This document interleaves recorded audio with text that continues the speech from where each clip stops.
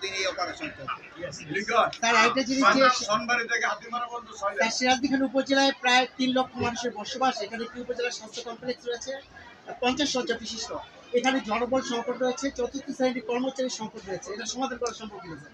আমি যতটুকু জানি এই উপজেলা এই স্বাস্থ্য কমপ্লেক্সের জন্য আপনারা হয়তো জানেন যে 1,54,00,000 টাকা এদের মেনটেন্যান্সের জন্য কিছু অ্যালটমেন্ট করা হয়েছে। কিছুদিনের ভিতরেই এটারও কাজ শুরু হবে। প্লাস আমাদের একটা চিন্তা ভাবনা আছে একটা মেডিকেল কলেজ করার জন্য। এখন এটা কোন জায়গায় করা যায় এটা দেখা হয়।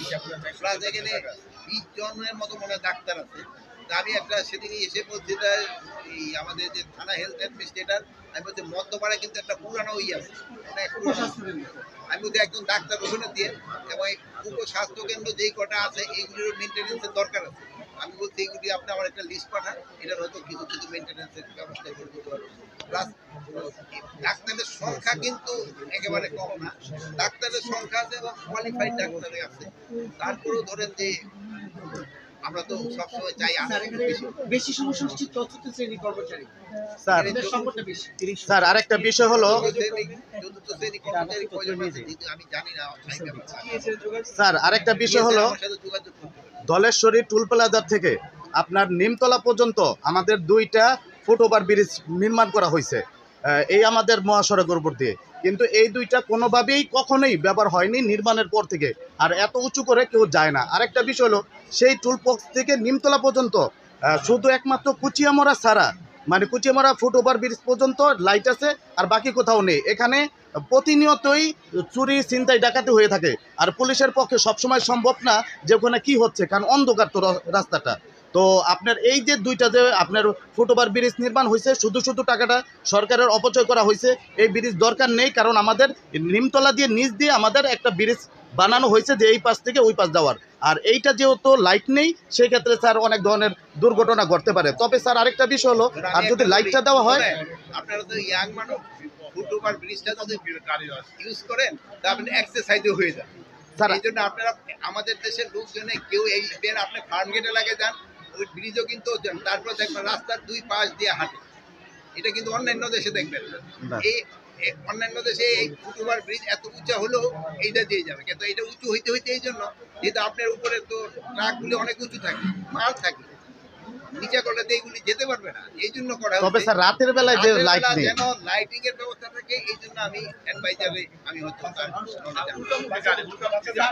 আরেকটা জিনিস হচ্ছে যে আমাদের সিরাজদিখান উপজেলায় প্রচুর কৃষি জমি রয়েছে, সেগুলো রাতের আধারে ভরাট হচ্ছে এবং তাছাড়া হচ্ছে মাদক কিন্তু একেবারে নির্ভর হচ্ছে না। মাদকের জন্য আপনার কোনো অভিযান সিরাজদিখানে থাকবে কিনা, এটা তো আপনার উপজেলা। আমাদের ক্ষেত্রে এই কৃষি জমি যেন নষ্ট না হয়, যেন কৃষি সুরক্ষা আইন একটা নতুন করা হচ্ছে, যেন কৃষি জমির উপরে যেন অন্যান্য কোনো কিছু না হয়।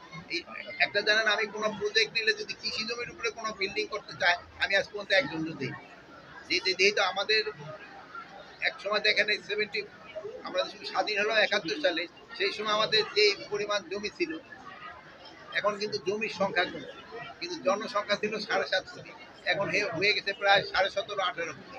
কিন্তু এই জমি কিন্তু আপনাদের খাওয়াই রাখছে। এই জমি যদি আরো কমে যায়, আমরা তো ভবিষ্যতে আরো একটা বিরাট ফুড সিকিউরিটি আমাদের বর্তমানে আলু প্রধান জেলা মুন্সিগঞ্জ, এখন দেখা যাচ্ছে মুন্সিগঞ্জে আলুর যে দাম যারা পাচ্ছে কিছু হতাশ হয়ে পড়ছে, কারণ ধান ক্রয়ের মতো এমন কোন প্রকল্প আপনার নিবেন? ধান ক্রয়ের কৃষিতে হয়েছে কি, আমাদের কৃষকদের হলো, এটা কৃষক না, এটা সবার ক্ষেত্রে যেখানে প্রফিট পেয়েছি তারা সেখানে যাবে।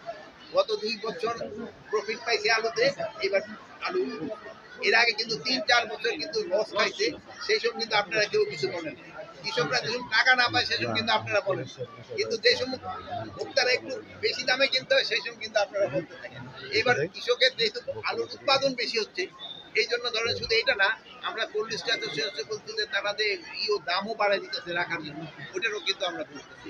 প্লাস কৃষকরা যেন আলু রাখতে পারে, এই জন্য কিন্তু আমি ওই মুন্সিগঞ্জে একটা কোল্ড স্টোরে করার চিন্তা ভাবনা হয়েছে। হয়তো জায়গা পাওয়া যেত ছিল না, সিরাজদিখান পরে এটারে একটা জায়গা পাওয়া গেছে, ওইটা কাজ। প্লাস আমরা ওই 5 টন করে যেমন ধরেন আমাদের শীতকালীন সবজি যেন 5 টন করে রাখতে পারে, এটা পরে আবার ধরেন যে পরে শীত এবং গ্রীষ্মের মাঝখানে কিন্তু একটা ট্রানজিট পিরিয়ড থাকে।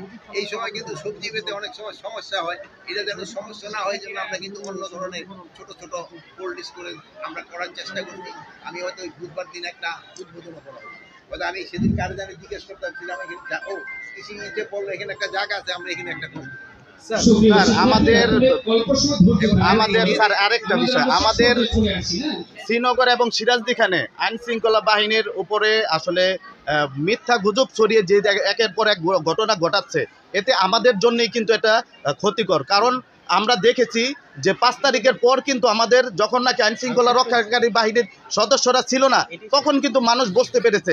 সেই ক্ষেত্রে স্যার আপনি যেহেতু আমাদের অভিভাবক, আমাদের এই এলাকার মাটির সন্তান স্যার, সেক্ষেত্রে আপনি যদি রাজনীতি ব্যক্তিদের সাথে যদি আপনি একটু বলেন, আমাদের এই যে থানা পুলিশ শ্রীনগর এবং সিরাজদিখানে আইন শৃঙ্খলা বাহিনীর সদস্যদের যদি তারা সহযোগিতা করে, তবে স্যার আমাদের জন্য অনেকটাই ভালো হয়। যেমন আমাদের পুলিশ সদস্যরা যদি একটা মাটি কাটার একটা অভিযানও যায়, সেখানেও দেখা গেছে কোনো না কোনো দুর্ঘটনা ঘটছে স্যার। কিন্তু সবচেয়ে বেশি সহযোগিতা করতে স্যার আমরা এই যে কয়েকদিন আগে স্যার আমরা যথেষ্ট পরিমাণ করেছি স্যার। এইটার মধ্যে বাধা দিচ্ছে তাদের নামটা ছড়া দেন, জি স্যার, প্রকাশ করে দেন, দেখবেন তারা কিন্তু সে সজাগ হয়ে যাবে। কিন্তু আপনার নাম প্রকাশ করেন না, এই জন্য হয় না। স্যার আমরা এখন প্রকাশ করি স্যার, আমরা অলরেডি প্রকাশ করি স্যার।